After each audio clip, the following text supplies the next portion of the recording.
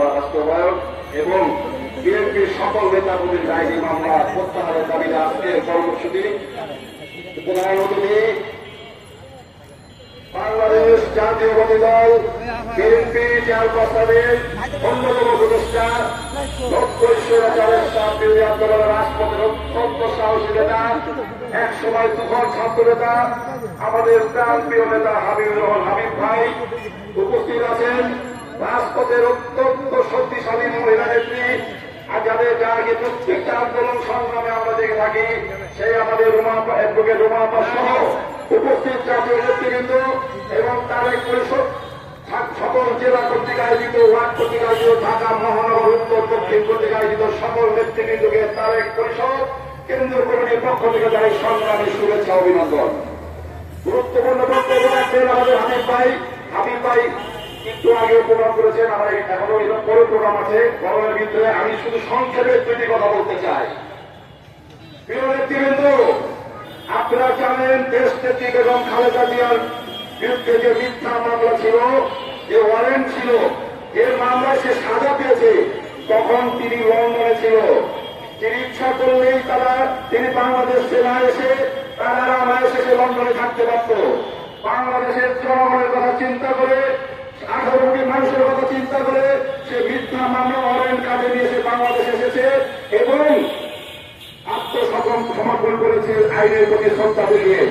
সুন্দর সুস্থ মানুষ হেঁটে গিয়েছে কারাগারে, মুক্ত অবস্থায় ফিরে এসেছে আমাদের মাঝে। আমরা এই যে এখন আমরা দেখতে পাচ্ছি এই স্বৈরাচারী পরশুদিনও দেখলাম আইবি রহমানকে অ্যারেস্ট করতে গিয়েছে প্রশাসন। আমি আইন উপদেষ্টার প্রতি দৃষ্টি আকর্ষণ করতে চাই, আপনারা ভুলে যাবেন না বিএনপির প্রত্যেকটা নেতা কর্মীকে কিভাবে টেনে হেসে 17 বছর রাজপথ থেকে অত্যাচার করেছেন। আপনারা অত্যাচার করেছেন আমাদের মহাসচিবকে, আপনারা অত্যাচার করেছেন আমাদের স্থায়ী কমিটির ঘোষণা চায় আগে। আপনারা স্থায়ী কমিটি এমন কোন নেতাকে আপনারা বাদ দেন নাই।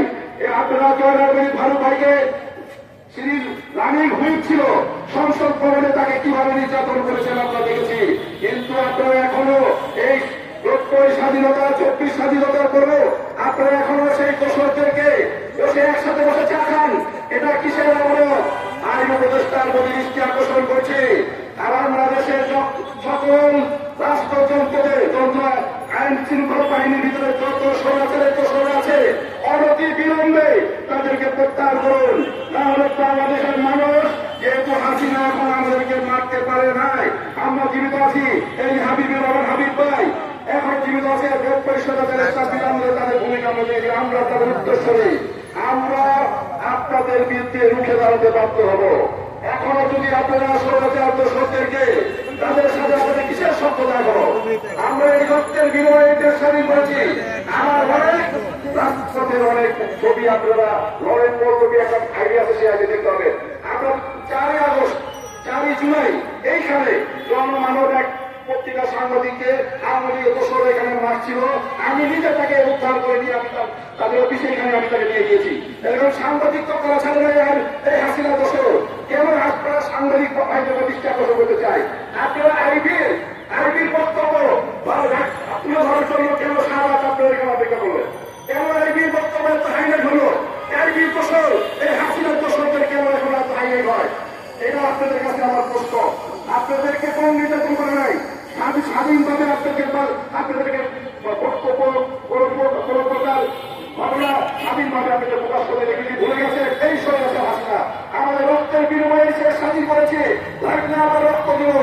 আবার দৃষ্টি আকর্ষণ করতে চায় আইন উপদেষ্টা প্রতি প্রত্যেকটা সেক্টরে এই স্বৈরাচার দোষরের যত সাজা দুষ্ট আছে তাদেরকে তার বিলম্বে পরিষদ সারা বাংলাদেশকে আপনাদের বিরুদ্ধে রাজপথে আনতে বাধ্য হবে। আমি আরেকটি কথা বলতে চাই, আমরা তারেক পরিষদ আজকে 17 বছর আগে থেকে আমাদের তারেক পরিষদ গঠন হয়েছে। তখন এরা আহ্বায়ক ছিল মেজর হানিফ স্যার, উনি কিছুদিন আগে ইন্তেকাল করেছেন। তখন আমি এই দায়িত্ব নিয়েছি তারেক পরিষদ থেকে এখন এগিয়ে যাচ্ছি সারা বাংলাদেশে। তারেক এখন সর্বশেষে আমি তারেক পরিষদ নেতাকর্মীদের উদ্দেশ্যে একটি কথা বলতে চাই। আপনারা জানেন তারেক পরিষদ তারেক পরিষদকে আগামী 17 আগামী সরকার রাষ্ট্রনাথ তারেক রহমান। তার নামের প্রতি শ্রদ্ধা রেখে সারা বাংলাদেশে কোনো রকম চাঁদাবাজি দখলবাজি কমিটি বাণিজ্য করা যাবে না। এরকম কোন ঘটনা আছে সাথে সাথে তাদেরকে পরিষ্কার শুধু না আইনের ব্যবস্থা নেওয়া হবে। আপনাকে বুঝতে হবে এই সংগঠনের নাম তারেক পরিষদ, সেদিকে লক্ষ্য রেখে সবাই কাজ করবেন।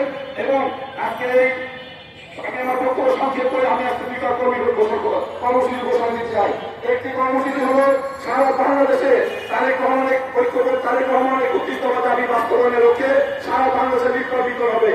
আমরা 18 কোটি মানুষের হাতে তারেক রহমানের একত্রিত দাবির যে চিঠি সেটা পৌঁছে দিতে চাই। সবাইকে আমার সাথে আছে, সবাইকে নিয়ে আমরা প্রত্যেকটা ব্যক্তি, প্রত্যেকটা দোকান, প্রত্যেকটা ভাষা আমরা তারেক পরিষদের এই একত্রিত দাবির লিফলেট আমরা পৌঁছে দেবো ইনশাআল্লাহ।